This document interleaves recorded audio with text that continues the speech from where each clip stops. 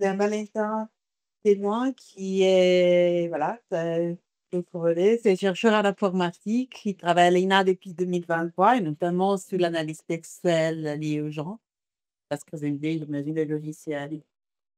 Eh ben, merci. Donc, oui, je vais vous faire une présentation, sur des travaux qui ont été faits sur, à l'origine, c'était, enfin, il y a 2 choses, dans cette présentation. C'est sur de la classification automatique de sujets de JT, qu'on applique ensuite à, une analyse au niveau du biais de genre. Et donc, c'est des travaux qui ont été réalisés en collaboration avec l'Arcom, avec notamment, Lena Dodson, qui est dans le livre tout à l'heure. Donc un petit peu plus une petite introduction justement sur l'Arcom, donc qui est en charge, donc parmi, d'autres, objectifs, d'allouer des canaux de diffusion, à la radio, à la télé et tout en veillant au respect, des lois et à la représentation, de la société dans sa diversité. Et donc l'une des manières de faire, d'aller à cet objectif, c'est, l'Arcom réalise tous les ans un rapport sur la représentation des femmes à la télé et à la radio. Et donc on s'est concentré nous, sur l'étude, notre étude sur l'année 2023 où, 41 chaînes ont déclaré, sur les mois de mai et d'octobre, environ 30 000 programmes avec, pour chaque programme une catégorie, donc par exemple information, actualité, documentaire, magazine, divertissement et autres. Et notre étude, nous, se concentre, sur uniquement les actualités. Donc pour ça, on a sélectionné 11 000 heures qui correspondent soit à, des programmes qui ont été déclarés dans la catégorie information actualité, soit, de chaînes qui proviennent, de chaînes d'information en continu, donc LCI, BFM TV et les autres. Et donc nous, on va faire notre étude uniquement sur ces 11 000 heures, de contenu. Et donc notre objectif final, c'est d'estimer des différences de représentation de genre en fonction du sujet abordé et donc de voir si en fait, à la télé ou à la radio, dans les actualités, les femmes parlent plus de certains sujets et les hommes d'autres sujets. Notre but, c'était d'arriver à mesurer ça. Et donc pour faire ça, on a besoin de choses. On a besoin de faire une classification thématique des programmes et de manière non pré-segmentée, en tout cas sans la segmentation au préalable. Alors on aurait pu la faire, mais on était assez pressé au niveau du temps et donc on a décidé de le faire, tout d'un coup. Donc en gros de dire, bah, là on parle de météo, là on parle de politique et là de justice par exemple. Et on a besoin de faire une classification, au niveau du genre enfin de détecter le genre du locuteur à partir de sa parole. Et donc pour ça, comme tout à l'heure, on utilise InnerSpeech Segmentor. Et au niveau on a 2 contrainte, c'est, on veut appliquer cette étude sur, à grande échelle, sur 11 000 heures de parole. On avait une contrainte en plus au niveau deadline par rapport au rapport de l'Arcom, donc il fallait qu'on puisse sortir ces résultats assez rapidement, donc en temps de calcul, ça soit assez raisonnable. Mais d'un autre côté, on était un peu contraint au niveau de notre annotation manuelle aussi qu'on allait pouvoir faire. Et donc pour ça, on s'est inspiré, enfin on s'est inspiré, on a utilisé des modèles de langue et des large language models plutôt, pour, réaliser cette classification thématique.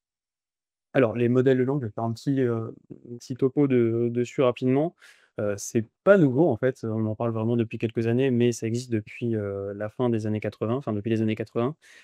Leur but premier, c'était de prédire, le mot le plus probable étant donné les mots, précédents, donc le chat dort sur le par exemple, ça pourrait être canapé.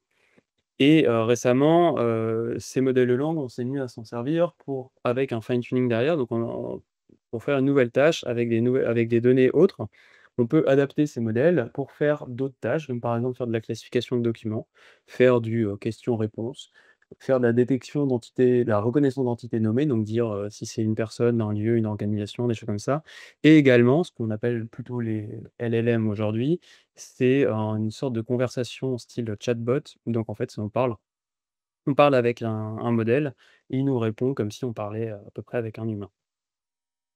Et donc ces, LLM, donc qui sont fine-tunés, donc comme je disais, pour se comporter comme des chatbots et ils ont un avantage majeur, c'est qu'on peut, faire une inférence zéro ou few-shot. En fait, on peut juste écrire une nouvelle tâche et sans avoir besoin de données pour adapter ce modèle à faire cette tâche en particulier, il va pouvoir la faire juste en écrivant la tâche en disant, «Je veux que tu fasses ci, que tu fasses ça» et voilà. Donc ça, c'est leur avantage. Par contre, à l'inverse, ils sont assez coûteux à utiliser. C'est-à-dire que pour s'en servir, nous, sur nos 11 000 heures de parole, ça aurait été vraiment beaucoup trop, important. pour le faire directement. Enfin, on aurait pu, mais ça nous aurait pris beaucoup, beaucoup trop de temps.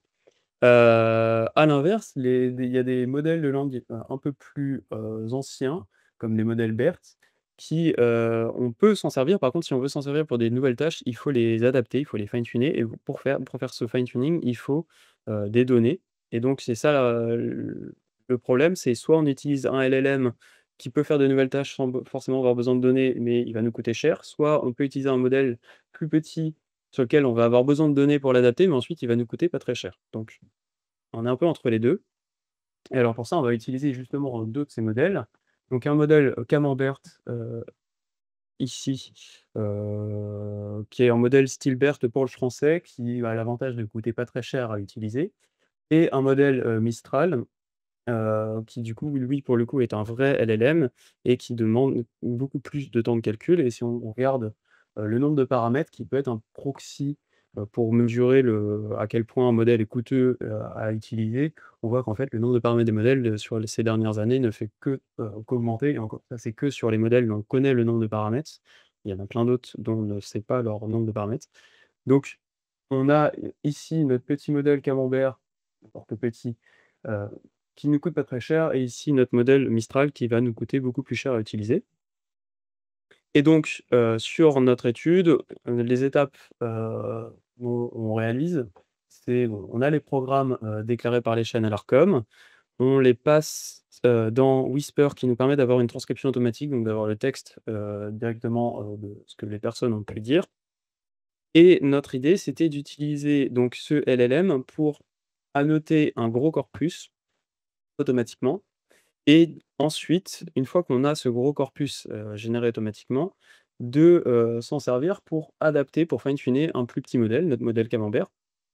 Alors bien sûr, il faut qu'on fasse une annotation manuelle d'un autre petit corpus, d'un vraiment, pour le coup, un beaucoup plus petit corpus, juste pour vérifier si ce qu'on fait, ça a un sens ou pas, parce que regarder les performances de chacun des modèles et voir si on est capable de le faire automatiquement ou pas. Et enfin, une fois qu'on a tout ça, bah, on pourra utiliser le meilleur de ces modèles et celui qui peut-être nous coûtera le moins cher à utiliser pour faire cette analyse, au niveau du biais de genre. Alors, donc au niveau des pré-traitements dont on a fait, je vous ai parlé, on a utilisé Whisper. Alors Whisper a un petit problème, c'est qu'il génère des segments au niveau de la phrase et si on essaie de savoir de quoi on parle, bah, si je vous donne la première phrase, je suis sûr enfin un exemple, je suis sûr que tu connais le nombre de jours et je vous demande de quoi il parle, si ça parle de politique, de justice ou de divertissement, bah, en fait, ça a absolument aucun sens de poser cette question parce que, enfin, on peut pas savoir. Par contre, si je vous donne, quelques phrases qui viennent après, 12 avant la finale de l'Eurovision, parce que vous savez, Julien adore l'Eurovision, bah, là, tout de suite, en fait, on se rend compte que ça parle d'Eurovision, donc ça parle, de divertissement. Donc nous, c'est ce qu'on a fait. On a rajouté un petit peu de contexte, pour créer ce qu'on appelle un dialogue et donc un dialogue, c'est juste quelques, ensembles de phrases rassemblées ensemble qui normalement devraient être à peu près cohérentes. Et ensuite, on a défini des catégories, qui sont, du coup nos thématiques, qui sont adaptées à notre tâche. Alors pour ça, on s'est basé sur les catégories IPTC, donc qui ressemblent un petit peu à celles dont on a vu tout à l'heure. Enfin, dans la majorité, ça a l'air d'être à peu près celle-là. Et donc on a des catégories comme, en gros, ça c'est les conflits armés, ça c'est une seule catégorie. Les conflits armés, le sport, la culture, le divertissement par exemple. On va les voir après. Et maintenant, bah, il est temps de faire cette classification automatiquement. Donc, tout d'abord, un premier modèle baseline, c'est juste on prend un BERT, on lui donne du texte, on lui demande de prédire et pour ça, on l'adapte avec un sous-ensemble de notre corpus qu'on a annoté manuellement. Je vais en parler juste après. On l'évalue. Ça, c'est juste pour avoir une baseline et on passe à notre modèle LLM, opté, on va dire, où on prend Mistral et là, on lui décrit, la tâche et on lui demande en gros de nous donner, la catégorie en question. Donc on lui donne une courte description de la tâche, la liste de toutes les catégories avec leur description, le format attendu par le modèle, quelques règles et des exemples. Donc là, un exemple du prompt en question, donc voilà, on répète certaines règles parce qu'il a la fâcheuse tendance d'halluciner un peu ce modèle. Et ensuite, voilà, 3 exemples, qu'on donne au modèle. Maintenant le problème, c'est que, comme je vous ai dit, ce modèle, il coûte assez cher à utiliser et si on regarde au niveau des chiffres, en fait, on est pour s'en servir, on est obligé d'utiliser 2 cartes graphiques. C'est ce qu'on sert pour se servir des mod pour utiliser des modèles, qui sont assez, récentes, on va dire, assez dernier cri, on va dire. Et même avec ces 2 cartes graphiques, on est capable de traiter que en gros un demi dialogue par seconde. Là où notre modèle baseline qu'utilisait Bert tout à l'heure, en fait, il tourne sur, à peu près n'importe quel cœur graphique et on est capable d'en traiter 70 à la seconde, donc il y a un rapport entre les 2 qui est assez démentiel et donc là, on en revient à notre idée, c'est on utilise, les dialogues qui ont été annotés par ce LLM, donc on en a fait 353 000 dialogues et comme un corpus pour apprendre ce plus petit modèle BERT. Donc là, c'est ce qu'on a fait, on a appelé ça le teacher student, le teacher, le LLM et le student, le modèle BERT. Et donc je vous avais parlé de qu'on devait faire une annotation manuelle. Donc notre objectif, c'était de créer un corpus, manuellement pour évaluer les performances des modèles. Donc pour ça, on a annoté 3h44, ce qui fait, 800 un peu plus de 800 dialogues, qu'on a séparés en dev et test. Donc là, les performances que le modèle baseline, tout à l'heure, je vous ai dit qu'on l'a appris sur un sous-ensemble. En fait, on l'a appris sur ces 54 minutes de développement. Et on a gardé le test, les 2h50 uniquement pour évaluer les modèles, par la suite. Et donc on était 4 annotateurs, donc 4, auteurs de la publication en question et on a fait en sorte que chaque exemple dans ce corpus soit annoté par 2 personnes. Le but c'était,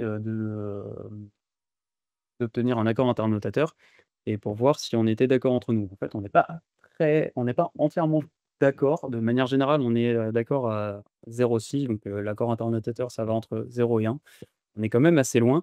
Après, quand on regarde, j'ai pas mis les chiffres ici, mais quand on regarde en fonction des catégories, en fait, on a des catégories, on est vraiment pas d'accord entre nous. Par exemple, je crois il y avait, la catégorie sciences, la catégorie, problèmes sociaux, je crois.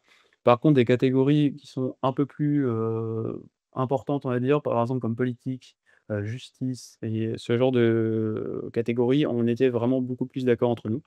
Alors si c'était à refaire, on le referait, en se fixant sans doute mieux sur, notre, critère d'annotation et oui, j'ai pas dit, on pourra noter, on avait accès à la fois à la vidéo, donc avec l'audio aussi et à la transcription, ce qui nous a facilité, grandement la tâche d'annotation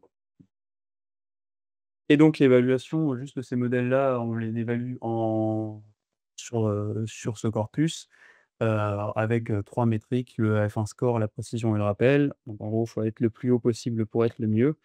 Et donc ce qu'on se rend compte, c'est que d'abord notre modèle, LLM, se comporte mieux que les baselines. Donc ça, soit, OK. Et en fait, ce qu'on remarque, ce qui nous a assez surpris, sur le moment, c'est que les modèles student, donc en gros les modèles étudiants qui se basent sur les données générées par ce LLM, en fait, arrivent à le dépasser. Et non seulement elle dépasse, alors on peut revenir après sur, pourquoi ces modèles arrivent à le dépasser, mais non seulement il dépasse, mais en plus, bah, on a un coût de calcul qui est, beaucoup enfin vraiment mieux. On va 120 fois plus vite sur des machines qui nous coûtent 10 fois moins cher. Donc pour la suite, on utilisera ce modèle Camembert, base comme modèle pour faire l'évaluation à grande échelle. Alors, juste un petit aparté sur est-ce que ça valait le coup de faire tout ça par rapport à juste utiliser ce LLM? Parce que mine de rien, OK, fine-tuner des modèles, mais pour ça, il fallait quand même annoter, avec un LLM. Il fallait du coup, faire des recherches d'hyperparamètres, il fallait, fine-tuner le modèle en lui-même. En fait, on se rend compte qu'au-delà donc là, c'est le temps de calcul en termes de nombre d'heures GPU et en fonction de la taille du corpus d'inférence, donc nous, on en avait 11 000 heures. En fait, on se rend compte qu'au-delà de à peu près 2000 heures mais pour la taille du corpus, ça valait le coup vraiment de faire cette étape, de fine tuning d'un plus petit modèle. Et donc là, maintenant qu'on a nos modèles, on va pouvoir passer à cette analyse, au niveau du genre. Donc, je leur dis, le but c'était d'estimer si, certains sujets sont plus parlés par les hommes ou d'autres par les femmes.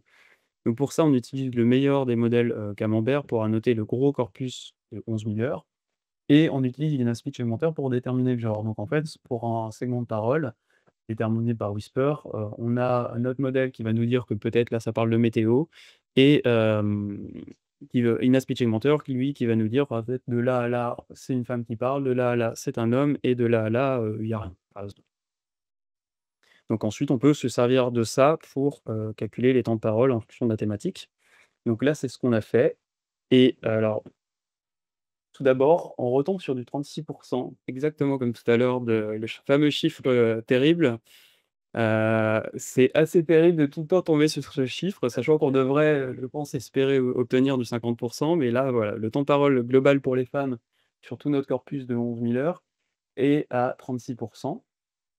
Alors, nous, ce qu'on a fait du coup, c'est on a considéré ensuite ça comme, on va dire, la référence et donc le but après, c'était enfin le but, on a essayé de regarder s'il y avait certaines catégories pour lesquelles les femmes avaient un temps de parole inférieur à ce 36 et d'autres catégories pour lesquelles les femmes avaient un temps de parole supérieur. En fait, on se rend compte, que, le temps de parole pour les femmes est inférieur à la moyenne pour le sport. Sport comme tout à l'heure qui, je crois voilà, tout à l'heure, c'était ça aussi. C'est la catégorie pour laquelle les femmes ont le temps de parole le plus faible. On a aussi, la religion, les croyances, la politique et les conflits armés. Alors là, pour le coup, je crois que conflits armés tout à l'heure, c'était le cas. Enfin, je sais plus si c'était dans les catégories. Vous l'aviez pas? Par contre, la politique, voilà, c'était vraiment une grosse différence. Bon, on est quand même politique, on n'est pas très loin des enfin, oui, on n'est pas très loin des 36, qui est très loin des 50, en fait. Hem, c'est assez surprenant, en fait, ouais, cette différence par rapport à tout à l'heure. Mais mis à part ça, j'ai l'impression qu'après on était à peu près pareil. Si on regarde les autres catégories, les catégories sur lesquelles les femmes ont un temps de parole supérieur à leur propre moyenne, en fait, on retrouve la météo, on retrouve, la santé, l'éducation, les publicités, les problèmes environnementaux, la santé, la divertissement, les problèmes alors lifestyle de jour, je ne sais plus trop comment on traduit. Donc en fait, on retrouve ces catégories-là et ce qui est le plus frappant, c'est qu'en fait, la catégorie santé enfin santé, météo, c'est la seule, belle petite faute là. La catégorie santé, c'est la seule pardon, météo, c'est la seule catégorie sur laquelle, les femmes ont un temps de parole qui est en fait égal, voire même un peu supérieur à celle des hommes, ce qui est assez, frappant. Heu, alors après ces chiffres-là, on peut les regarder un peu dans tous les autres sens, mais voilà. Juste, quelques limites et donc quelques pincettes à prendre sur ces résultats-là.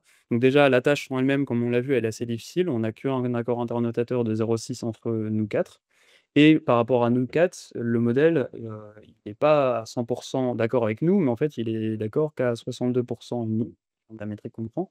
Donc on est quand même assez loin. Néanmoins, ça ne m'empêche pas, je vais faire quelques mesures, voilà, à prendre beaucoup de recul. L'étude porte que sur un périmètre de 2 mois, de 2023, 2 mois qui étaient pas forcément les plus neutres, surtout le mois d'octobre, et ne porte pas du coup sur tous les fonds de l'INA, par exemple, ou des choses comme ça. Et on a utilisé une aspect pour détecter le genre automatiquement. Donc là, il y a 2 questions que ça soulève, là-dedans. Tout d'abord, c'est qu'avec une aspect le genre, il est déterminé, il est présumé binaire en fait, là où, c'est pas forcément le cas et il est déterminé automatiquement sans demander en fait aux personnes comment vraiment elles s'identifient. Donc là, c'est pareil, ça peut être une source d'erreur aussi. Et pour conclure, donc sur la partie plutôt technique, sur les LLM, on peut s'en servir pour faire certaines tâches d'annotation automatique. Par contre, leurs coûts d'utilisation, sont assez élevés tout de même et donc on peut s'en servir comme une méthode pour générer des annotations pour fine-tuner les modèles plus petits qui coûteront moins cher à utiliser, moins cher et qui pollueront moins par la même occasion. Et le modèle plus petit peut même parfois arriver à dépasser le modèle, sur lequel il se base. Hem Et ensuite, on peut se servir de ces modèles pour faire des études à grande échelle, par exemple sur les contenus audiovisuels. Et donc nous, on observe que les biais de genre à la télé et à la radio restent encore très marqués et ça, c'est dans la lignée d'autres travaux comme ceux qu'on vient de voir et aussi, par exemple, le GMMP qui fait des études assez similaires, tous les 5 ans et qui observe aussi ces différences. Si vous voulez plus de détails, il y a l'article Interspeech, les références et voilà, je voulais remercier, les collègues, enfin, c'est pas une étude, que j'ai fait tout seul, mais, les collègues avec qui nous ont aidés pour faire cette étude et voilà.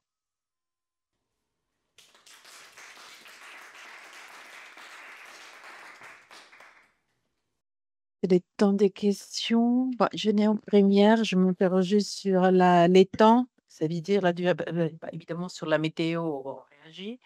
Et je me dis par contre, est-ce qu'en quantité, en minutes, en secondes, les corpus météo est moins important par rapport au reste, voilà, c'est pour ça.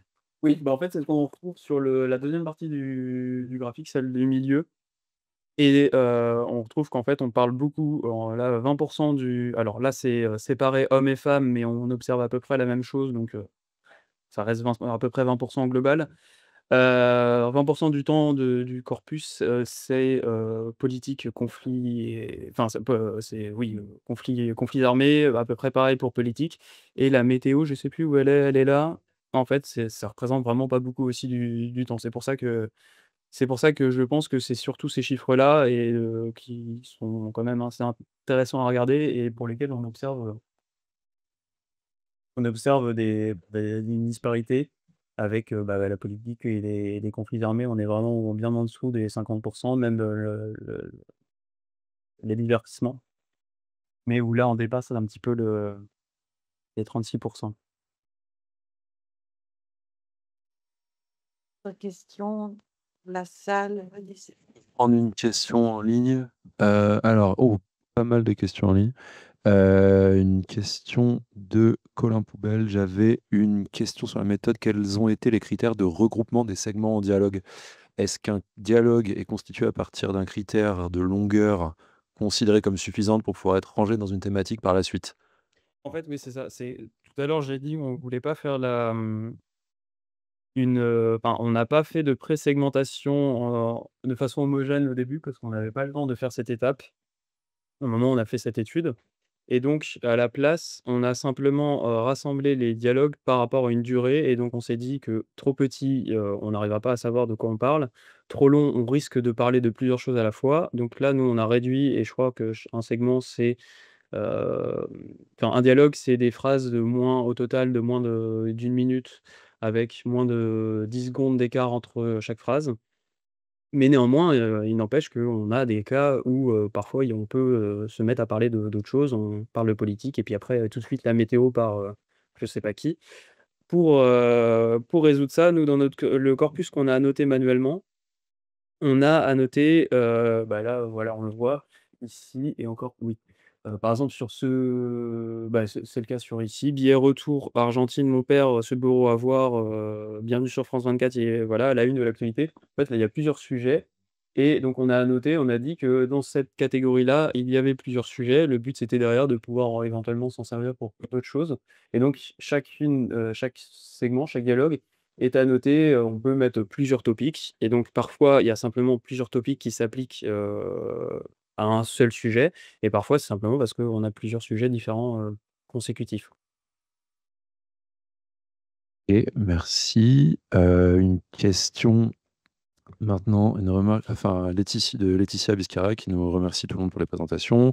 2 questions en fait. Quelle mesure d'accord interannotateur vous avez utilisée et sur quels critères?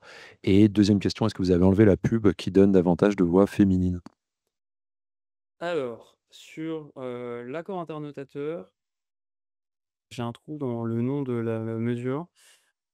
Ah non, non, non, pas du tout. OK. C'était un justement qui nous permettait, je crois, d'avoir, du multitop du multitopique. Il est mis, dans la publication, je ne sais pas si, dans le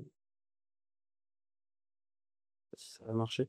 Et sur la en attendant que ça charge, la deuxième question, c'était sur La pub, est-ce que vous l'avez enlevée qui donne davantage de voix féminines? c'est vrai, on n'a pas enlevé.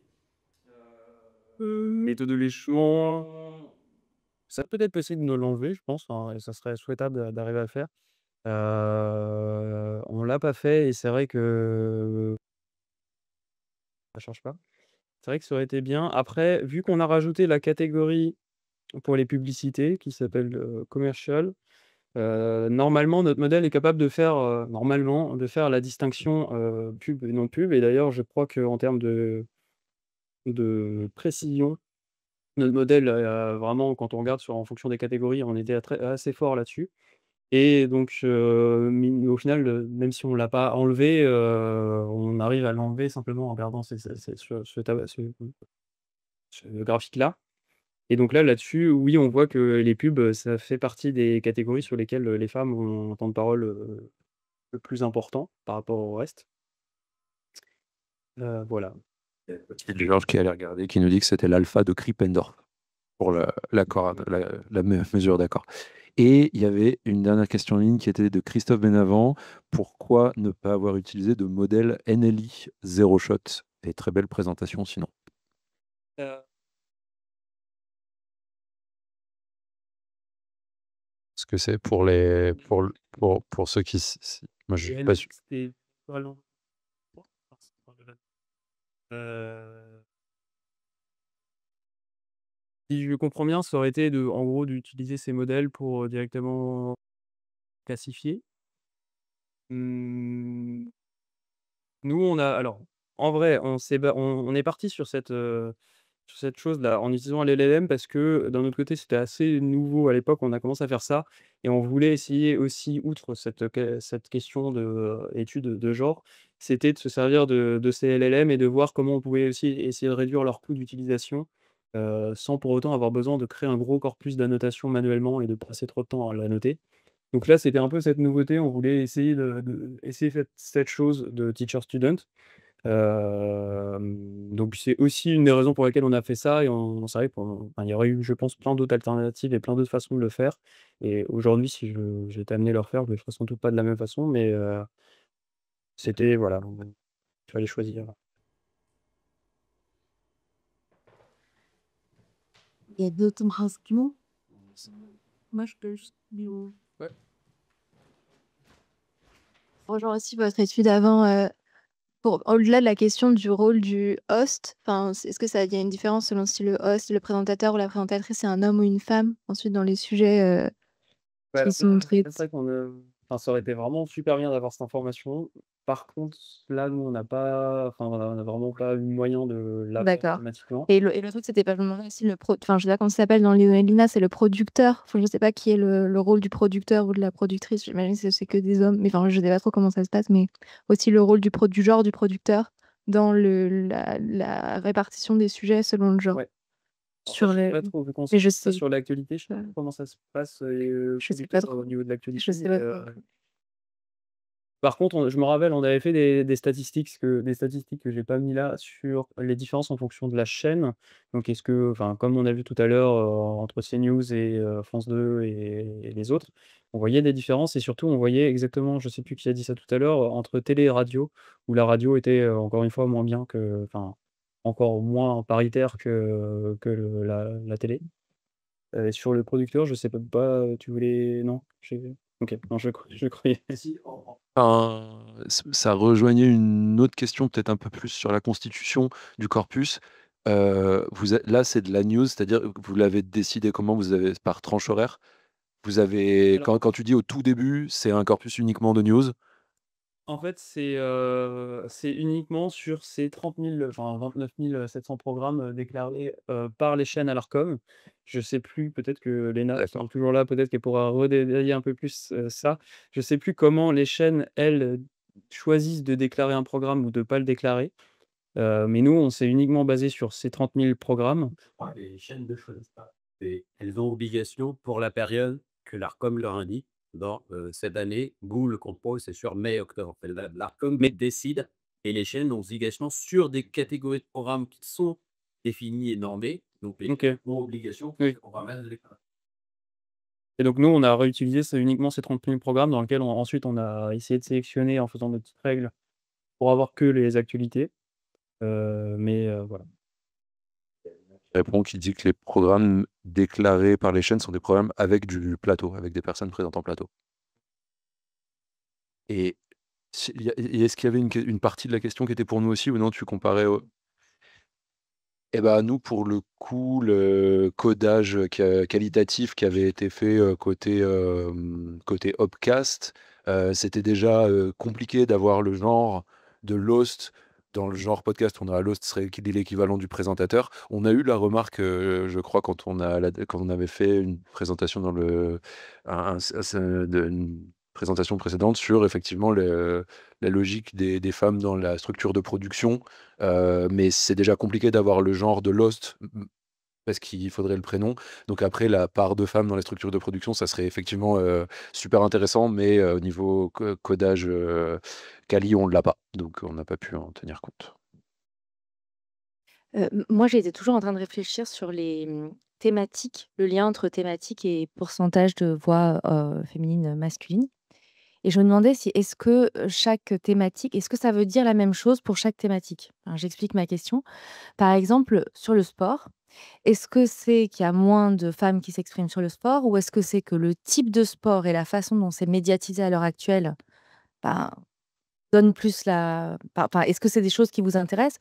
Ou par exemple, sur politique, est-ce qu'on pourrait imaginer que c'est, des émissions où il y a plus de chevauchement entre des personnes qui s'expriment, qui se coupent, qui s'interrompent et il y a pas non plus, une même, culture de la parole, publique? Enfin, est-ce que c'est des choses qui vous intéressent ou pas particulièrement?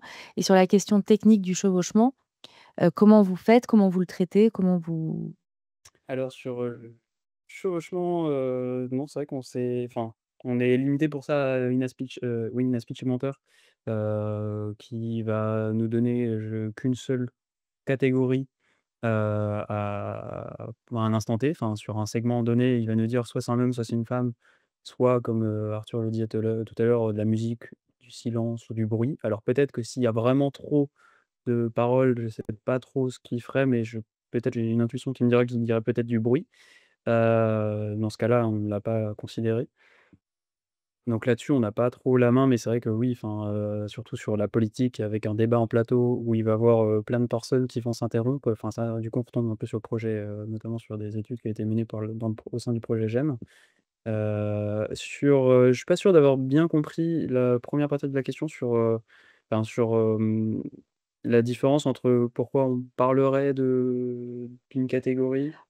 En fait, non, c'est juste une réflexion que je me fais, c'est, dans les résultats, le fait de dire qu'il y ait moins de femmes, sur les émissions sportives, hem, est-ce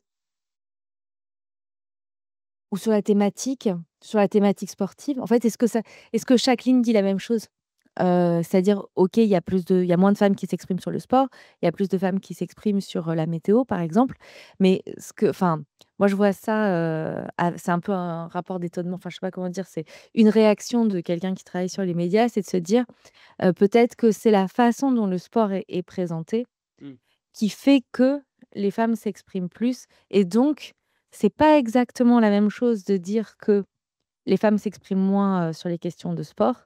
Enfin, c'est juste une manière différente de poser la question. Pardon, je pense un peu à voix haute, Mais alors je pense qu'il y a, 2 choses qu'il faut tout d'abord, comme on disait tout à l'heure, là, il y a certaines catégories dont, de manière générale, il y a beaucoup moins de temps de parole et donc peut-être qu'on peut pas forcément en tirer grand-chose. Enfin, justement, tout à l'heure, je parlais de sciences, de technologie, lifestyle, leisure, par exemple, c'est pareil, il y a peu de temps de parole de manière générale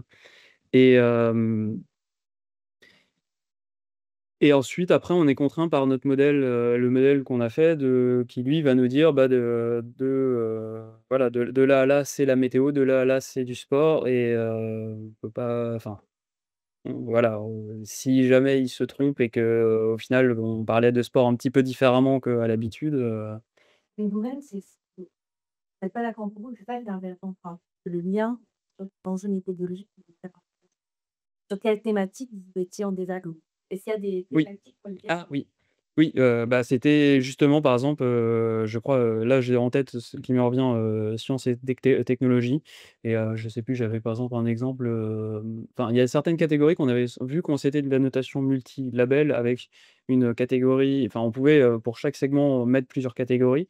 Par exemple, je me rappelle d'un extrait où ça parlait je sais plus, de la construction d'une centrale nucléaire il y avait derrière, je crois qu'il y avait des enjeux politiques, donc on pouvait carrément mettre la catégorie politique, mais on pouvait carrément aussi mettre la catégorie sciences et technologies et on n'avait pas forcément tous et toutes cette même, définition et c'est pour ça que je disais tout à l'heure à refaire, on redéfinirait, plus fortement ces catégories et le fait d'avoir des catégories multilabels, c'est un peu compliqué parfois, mais en même temps, c'est voilà. Ce travail-là sur le dépêche, donc les catégories PTC, NPS, ce travail-là sur le dépêche AFP et y compris sur les dépêches AFP, les journalistes eux-mêmes, des fois sur des dépêches sur les mêmes événements, ne les classent pas dans les mêmes catégories, et cetera et on a le sentiment: «Oh bah, c'est facile, c'est de la politique et cetera ou c'est de la guerre, c'est du sport». Alors pour le coup, le sport, c'est le plus simple C'est celui qui, dans tous les classifieurs automatiques, etc., sort devant parce qu'il n'y a pas d'ambiguïté. Mais tout le reste, entre société, justice, politique, économie, eh ben, ça se tourne autour et selon les sensibilités, on va le mettre d'un côté, de l'autre. Et ce qu'il y a, c'est que donc, quand même les journalistes eux-mêmes, sur leur propre production, on se rend compte qu'ils sont des fois pas d'accord, c'est complexe. Donc, il y a des biais dans la manière de la noter, mais c'est beaucoup plus complexe que ça en a l'air. C'est très subjectif, en fait. Et c'est les biais ou ça fait partie d'objets de recherche? C'est ça qui est intéressant. C'était pas un bien en tant que tel. Oui. Je vous propose, on s'arrête là. Après, on pourra continuer pour qu'il y ait une présence. Encore merci, Valentin.